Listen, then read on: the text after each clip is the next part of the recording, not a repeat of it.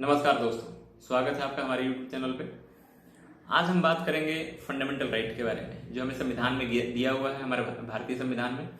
सो fundamental right इतने important क्यों है और इनको फंडामेंटल क्यों आ जाता है, सबसे पहले ये समझेंगे। और आज हम इस वीडियो के माध्यम से समझेंगे कि आर्टिकल 12 क्या है, आर्टिकल 13 क्या है, आर्टिकल 14 क्या है। तो सबसे पहले बात करते हैं फंडामेंटल राइट्स को फंडामेंटल क्यों कहा जाता है। It's inherent fundamental because fundamental right के बगैर किसी भी इंसान का individual can not grow all round development. संपूर्ण विकास किसी इंसान का नहीं हो सकता जब तक उसको फंडामेंटल राइट्स में जो चीज दी गई है वो अवेलेबल ना हो। So that's why its fundamental. Second, it's direct enforceable in justiciable in the court of law. जो हमारे फंडामेंटल राइट दिए हुए हैं उसके लिए अलग से सरकार को कोई कानून बनाने की जरूरत नहीं है। ये आर्टिकल खुद में एक कानून है और ये डायरेक्ट इन्फोर्सिबल है कोर्ट के थ्रू। आर्टिकल 32 के थ्रू सुप्रीम कोर्ट में आप मूव कर सकते हैं any time if you feels your fundamental rights has been violated, you can move to the Supreme Court using article 32। Article 2 to 6 के through आप हाई कोर्ट में भी जा सकते हैं। But supreme court is the ultimate defender and guarantor of the fundamental right because right to constitutional remedy, article 32 itself comes under the fundamental right. So double layer of protection has been provided on the fundamental right.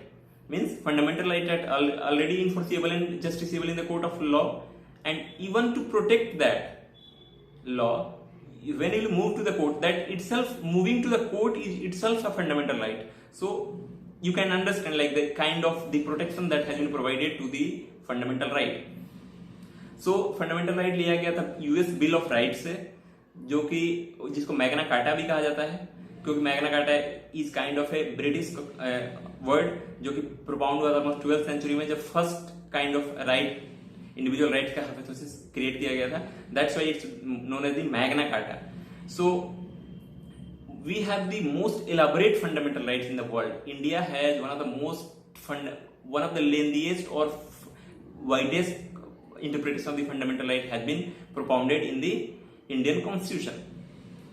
So article 12 से article 35 तक हमारा fundamental right है और आज हम बात करेंगे 12, 13 और 14 के बारे में। कुछ फीचर्स हैं हमारे fundamental rights के। फीचर्स ये है, पहला कि fundamental rights are not absolute in nature, they are qualified, means reasonable restriction can be placed on the fundamental rights. Obviously nothing is called absolute. Yes, and the second one is this is only available against the state, not against the private individual. Like example, any law, if law made by the parliament or state government or local authority or any state that violates your fundamental rights, then you can only move to the court. ऐसा नहीं है कि एक private individual is violating your fundamental rights and then you are moving to the court. No, you cannot move that because private individual के against only legal remedy available है। कोई fundamental rights के लिए सिर्फ स्टेट के against available fundamental rights. Second, fundamental rights can be easily abrogated at the time of national emergency. Article 352, if the president invokes the national emergency your fundamental right will be, article 19 is simply gone in case of war and external aggression. If the emergency, article 352 emergency is declared on the basis of the war or external aggression, so your article 19 is simply gone. That will not be available. Apart from that, if the president wants to declare any other fundamental rights to null and void, they can simply extend that using article 359. They'll write an order, issue an order in a particular area, date and time, place, everything can be modified as per the president, and that particular fundamental right is simply suspended. Yes, but article 20 and 21 cannot be suspended because they are permanent. Even in time of national emergency, the article 20 and 21 cannot be suspended. Remember this. And one more thing, like article 17 is the absolute right. Rights against untouchability is also available against any circumstance in the country. It doesn't mean national emergency is going on and you say no, fundamental rights are not available, so I can practice untouchability, I can practice touchability. No, you cannot practice untouchability simply because that's absolute right, article 17. Okay, so now we will move to the article 12. What is article 12? Article 12 is definition of the estate. what is the estate? That definition has been provided for the fundamental rights. What is the estate against which this remedy are available? These constitutional remedy are available. So what are the estate? Estate are the entity like central government, legislative and executive. Central government comes into the state. State government, all the legislative body, executive body of the state comes into the your estate. All the local authorities comes into the estate. And moreover, apart from that, other extra authorities like any authorities which has been made by the statutes, parliament statutes or constitutional statutes like ONGC, like GAIL, like BHEL, or so many PSUs or any body which has been constituted by the parliamentary laws or state laws or local authorities. So that body will comes into the estate. Even that body, if any makes any law, any provision which ultraviates to the fundamental rights, that simply law will be null and void.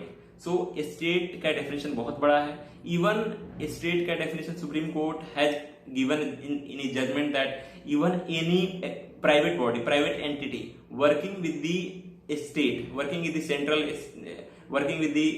government, state government, or any state body which has major stake, I mean government has a major stake in that private body, or the office, that private office has the public importance work, so that also comes into the state, and even that cannot make any law which are inconsistent or ultra with the constitution, fundamental rights, simply, otherwise that law will be null and void. So that is the definition of the state as per the article 12. The next article is article 13. Article 13 में define किया गया है कि law क्या है, what is law. So the Constitution of India is the supreme law of the land of this country. So law comes anything made by the parliament. Law comes into anything. Obviously state bodies, whatever they will make, they will come as a law. So any law made by the parliament, made by the state legislatures, or made by the local authorities, even the local custom, prevailing customs which have the seeming force of the law, which has effect of the law, so that also comes into the perspective or domain to the law. So any law made by these state bodies comes or ultraviates or inconsistent with the fundamental rights, that will be null and void by the court. So there are 231 subclause 1 which is pre-constitutional eras, and article 13 subclause 2, those are post-constitutional eras. So even before coming to force the constitution or after coming into the force of constitution, any law prevailing that comes under the judiciary, and if that ultraviates, that will go. So here the power of judicial review comes out, very very important. The court का power जो होता है judicial review का, वो this power emanates from here only. So these are the law. That is the definition of the law which had been defined by the article 13. What about the judiciary? Judiciary comes into the state or not? Judiciary has two functions, one non-judicial function, one judicial function. When judiciary perform the judicial function, then it does not come into the state definition of state, but when it functions the non-judicial functions, it comes into the state. Means even judiciary cannot abridge or abrogate the fundamental rights that has been given by the constitution. Next we'll talk about the article 14. There are two main concepts in article 14. The first concept is article 4, equal protection of law and equality before law. So there are two things, equality before law and equal protection of law. Equality before law means, if it's kind of a British concept, so means it's kind of negative connotation, and equal protection of law is a positive connotation. Equal protection of law means it's American concept, so it means, like example, equal should be treated equal, unequal should be treated unequal. That's what the equal protection of law means. Like example, there are two people in the race, one is already in backward and one is ahead from that, so and same has been given the same goal post, so that's not fair. So we need a compensatory efforts to the guy who is lying behind. So on the basis of this equal protection law, we have reservation comes into picture. Means in reservation, what was the concept when it was initially designed was that there are some people, there are some section of society who are lying backward in the society, and they have to match up with the government have to give extra efforts, extra push to attain the same level of social stature that already having people. So that's why that reservation was pronounced. So that is the equal protection law. In this lecture, we will stick to the Article 14. In the next lecture, we will talk about the from Article 15 to Article 18. Thank you.